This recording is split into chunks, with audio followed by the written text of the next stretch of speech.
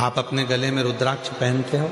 श्री शिवानमस्तुभ्यं, श्री शिवानमस्तुभ्यं, श्री हाथ शिवानमस्तुभ्यं। उठाओ जरा, कितने लोगों ने पहने हैं? रखो रखो, पहनना चाहिए। क्यों? किसी पुराण में किसी देवता ने वचन नहीं दिया, किसी देवता ने किसी पुराण में वचन नहीं दिया। केवल एक पुराण है, शिव महापुराण, जिसमें शंकर भगवान पार्वती को वचन दे रहे हैं।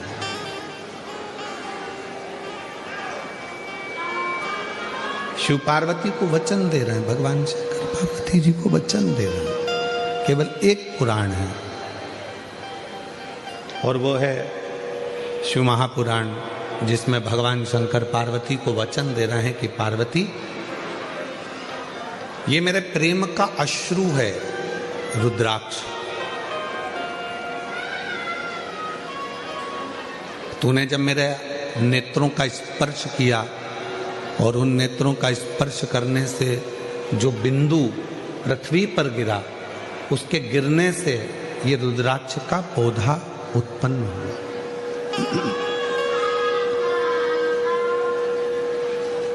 रुद्राक्ष का पौधा उत्पन्न हुआ, ये मेरे प्रेम का प्रतीक है।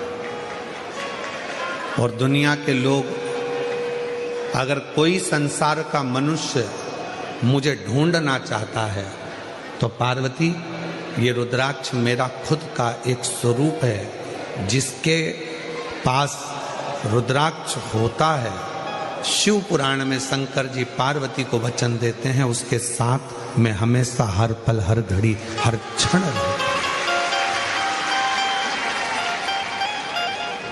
ऐसा कोई पल नहीं जाता, ऐसा कोई क्षण नहीं जाता, ऐसी कोई घड़ी नहीं जाती जिस समय पर मैं उससे दूर हो जाऊं। मैं उसके साथ नहीं, उसके हर पल, हर घड़ी, हर क्षण उसके साथ।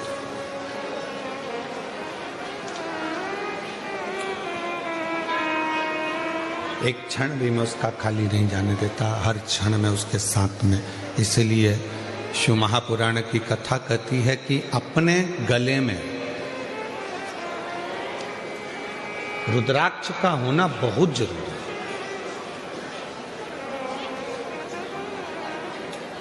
जितने ब्लड प्रेशर वाले होते हैं, जितने शुगर वाले होते हैं, काशी में IIT ने इस पर शोध किया है। छोटू भाई, रुद्राक्ष पर IIT शोध करी है। बड़े बड़े साइंटिस्ट इस पर शोध करें कि रुद्राक्ष के फल में, रुद्राक्ष में एक ऊर्जा, एक तत्व अलग से होता है, जो तन पर आने के बाद हमारे ब्लड प्रेशर को और हमारी शुगर का लेवल बराबर कर देता है।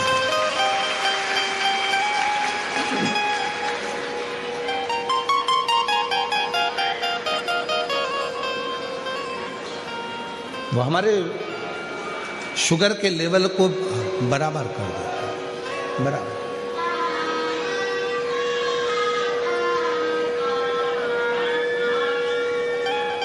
वो साधारण नहीं है। जैसे बेलपत्र का वृक्ष साधारण नहीं होता, दुनिया में कोई वृक्ष ऐसा नहीं है जिसका फल सूखने के बाद वापिस हरा भरा हो जाए।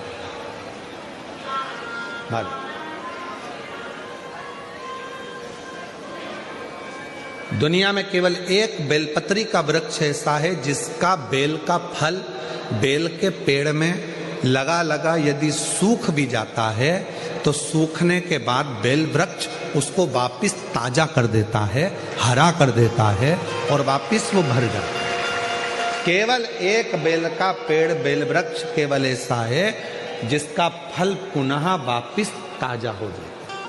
अगर किसी ने फल को नहीं तोड़ा, वो फल लगा हुआ और उस लगे हुए फल को कोई नहीं तोड़ रहा है, तो वो फल लगा लगा लगा लगा लगा लगा वापिस ताजा हो जाएगा, वापिस निर्मल हो जाएगा।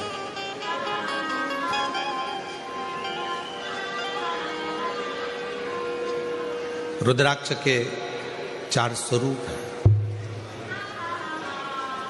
सफेद, लाल, पीला और श्याम।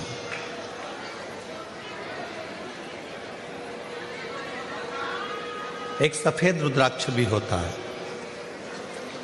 एक लाल रुद्राक्ष भी होता है, एक पीला रुद्राक्ष भी होता है, एक सफेद रुद्राक्ष भी होता है।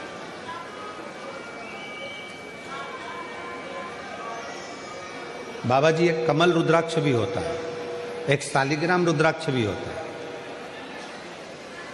वो शालिग्राम की आकृति का होता है। एक कमल रुद्राक्ष होता है, वो कमल की तरह खिला होता है, उसके अंदर भी रुद्राक्ष होता है और पत्तियां उसकी निकली होती है बाबा जी। और जितने रुद्राक्ष होते हैं, एक मुखी से लेकर 14 मुखी तक शिव पुराण में वर्णन है, और एक मुखी से 21 मुखी तक स्कंद पुराण में वर्णन है। स्कंद पुराण में सारे रुद्राक्षों में, मान लो एक मुखी रुद्राक्ष आपको मिल गया, बाबा की कृपा है। अगर असली मिल गया तो ये शिव कृपा है, शंकर की करुणा, शिव की दया।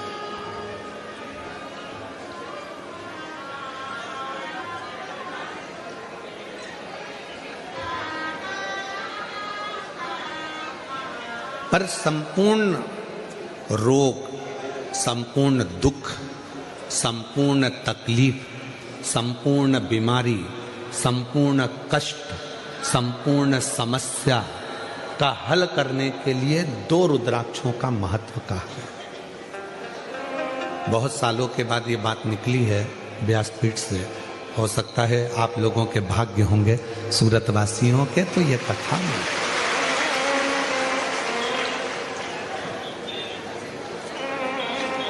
2 रुद्राक्ष ऐसे होते हैं जो संपूर्ण बीमारी के लिए, रोग के लिए, तकलीफ के लिए, कष्ट के लिए, दुख के लिए निवारण का कार्य करते हैं।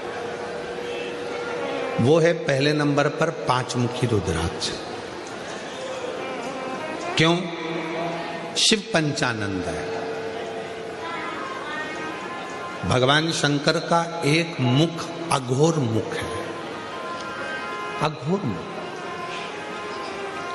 अघोर मुख का मतलब है कि उनको क्रोध नहीं आता। अघोर मुख का मतलब है कि वो शांत स्वरूप हैं। कर्पूर घोरम करुणा तारम संसार सारम, कर्पूर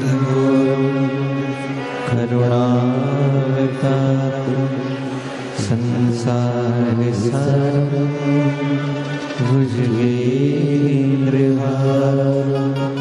सदा हृदयारविंदे भवं भवानी सहितं नमामि। जैसे आरती होने के बाद में कर्पूर गौरम जब हम गाते हैं और उसमें कपूर को अग्नि में डालते हैं, कपूर को अग्नि में दिया जाता है। आपको सबको कथा में हमने पहले भी वर्णन किया कि कपूर किसका प्रतीक है। जो आरती के बाद में कपूर लगाया जाता है वो किसका प्रतीक है? यदि आपने पूर्व में शिव पुराणों को सुना होगा तो उसमें हमने वर्णन किया है। पूर्व में अश्वमेध यज्ञ होते थे। अश्वमेध यज्ञ का जो अश्व होता था वो पूरा दिग्विजय करने जाता था। फिर वो अश्व आता था और उस अश्व को अग्नि की साक्षी में दिया जाता था।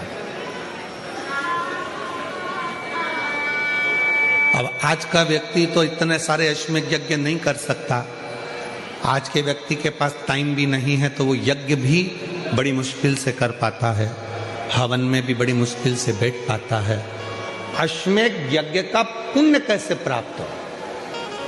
तो भगवान राम जी ने अपने गुरु विश्वामित्र जी से ये पूछा था कि हमें, वशिष्ठ बाबा से पूछा था कि हमें अश्वमेध यज्ञ का फल रोज प्राप्त हो। हम अश्वमेध यज्ञ तो एक ही बार करें, पर उसका फल रोज प्राप्त हो, उसके लिए क्या करना चाहिए? तो वशिष्ठ बाबा ने, विश्वामित्र जी ने उस अश्वमेध यज्ञ के अश्व को कपूर बना दिया और उस यज्ञ कुंड में छोड़ा।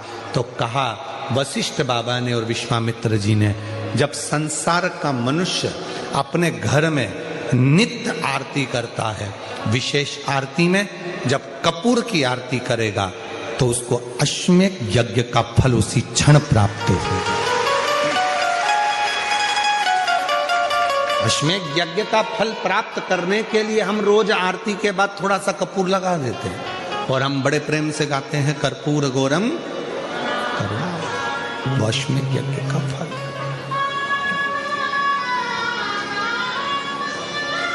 हमारे सनातन धर्म में जितनी भी चीजें होती हैं कोई साधारण नहीं है हमारा।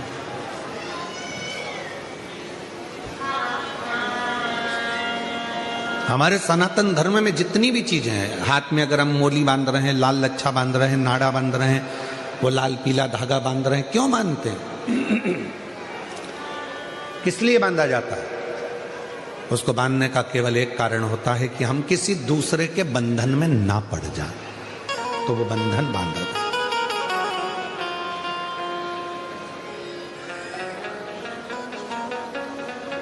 हमारे सनातन धर्म में माताएं तिलक लगाती हैं, बिंदी लगाती हैं, मांग भरती हैं। ब्रह्मांड के मध्य बिंदु में एक सूर्य रेखा होती है, सूर्य रेखा। सूर्य का रंग होता है लाल और सूर्य का रंग लाल होता है। सिंदूर, मांग में भरने वाला कुंकू लाल होता है, लाल कलर होता है। जब माताएं अपने मांग में सिंदूर भरती हैं, लाल रंग का कुंकू या सिंदूर मांग में भरती हैं, तो उनकी सूर्य रेखा प्रबल हो जाती है। और यदि कोई माता पढ़ी लिखी भी नहीं होती है, कुछ भी ना पढ़ी लिखी है, तो भी अपने बच्चे को पढ़ाने की सामर्थ्यता उसमें तुरंत प्रकट हो जाती है। वो पढ़ा। छोटू भाई, पहले के समय में माताएं इतनी पढ़ी नहीं होती थी। जो बुजुर्ग माताएं हैं वो इतनी पढ़ी नहीं होती, पर अपने बच्चे को वो ज्ञान पूरा देती, अपने बच्चे को विद्वत्ता पूरी देती थी, विद्वत्ता ज्ञान पूरा देती।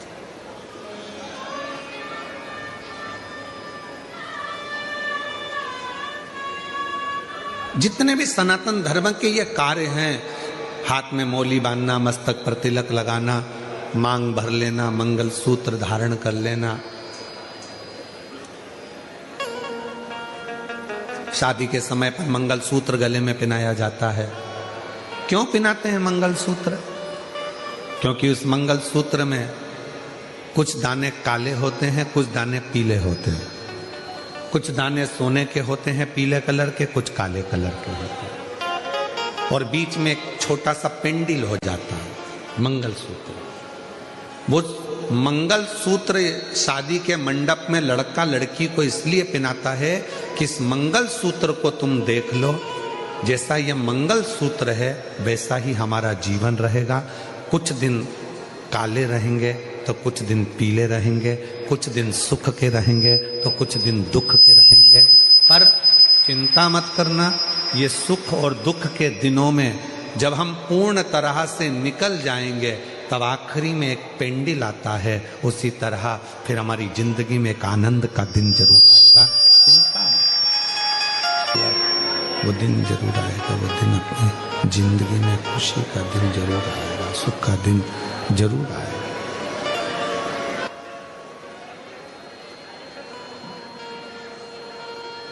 मंगलसूत्र हमें प्रेरणा दे रहा है। सुख और दुख आएंगे, जिंदगी है। कभी भी याद रखना, कोई महाराज तुमको मिल जाए और कह दे कि मैं तुम्हारी जिंदगी में दुख नहीं आने दूंगा, समझ लेना पक्का बेवकूफ बना रहा। तुमसे पैसे कमाना होंगे इसलिए वो कह रहा है कि तुम्हारी जिंदगी में दुख नहीं आने दो। भगवान राम जी की जिंदगी में दुख आया, इतने बड़े बड़े गुरु जी उनके थे। भगवान कृष्ण की जिंदगी में दुख आया, इतने बड़े बड़े गुरु जी उनकी जिंदगी में थे। माँ जानकी के पिताजी के यहाँ इतने बड़े बड़े गुरु जी थे, तो भी माँ जानकी की जिंदगी में दुख आया। तो कोई तुमसे कह दे कि मैं तुम्हारे जीवन में कभी तुम्हें दुख नहीं आने दूंगा, मैं तुम्हें ऐसी विद्या बता दूंगा कि तुम्हें तकलीफ नहीं आएगी, या मैं तुम्हारे को कहीं से गड़ा हुआ धन निकाल कर दे दूंगा, या मैं तुम्हारे लिए कोई ऐसा जादू का कर दूंगा, कहने में मत आना। आजकल बेवकूफ बनाने वाले बहुत घूम रहे हैं, इनके कहने में मत। अपना दुख अपने को काटना। अगर आपको वीडियो अच्छी लगी हो तो आप इस चैनल को सब्सक्राइब करें, वीडियो को लाइक करें, शेयर करें। धन्यवाद।